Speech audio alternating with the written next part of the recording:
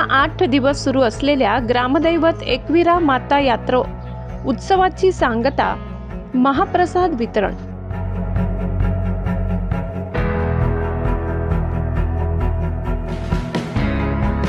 आमदार सुहास अण्णा कांदे व सौ अंजुमताई कांदे यांच्या वतीने ग्रामदैवत एकविरा माता यात्रा उत्सव समितीने महाप्रसादाचे आयोजन करण्यात आले होते।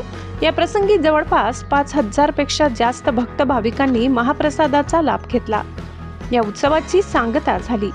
तत्पूर्वी देवी मंदिर प्रांगणात आईचा जोगवाह जागरण गोंधळाचा कार्यक्रम संपन्न झाला। किन्नर समाजाचे महामंडलेश्वर पायल नंदगिरीजी तसेच शेकडो किन्नर समाज बांधव उपस्थित होते। या कार्यक्रमात आमदार सुहास अण्णा कांदे तसेच सौ अंजुमताई कांदे, फरहान दादा खान यांनी उपस्थिती लावली व देवीची मनोभावे आरती केली। सौ अंजुमताई सुहास कांदे या पहिल्यांदाच एकविरा माता यात्रा उत्सवास महिला अध्यक्ष लाभल्या होत्या।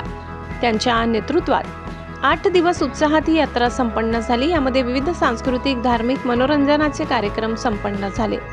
यात्रेमध्ये दरवर्षी येणारे विविध खाद्यपदार्थांसह खेळण्यांची दुकाने थाटलेली होती।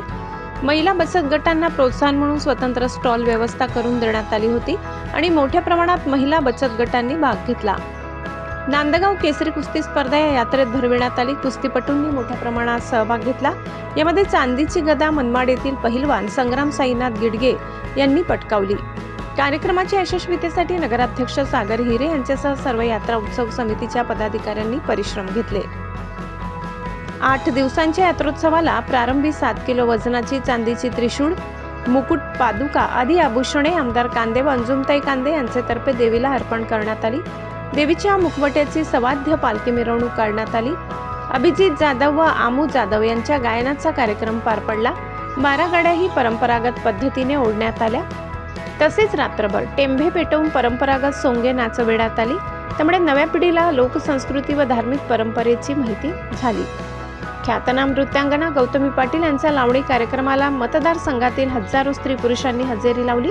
उत्सव यशस्वीपणे पार पडल्याबद्दल अध्यक्ष अंजुमताई कांदे यांनी सर्वांचे आभार मानले।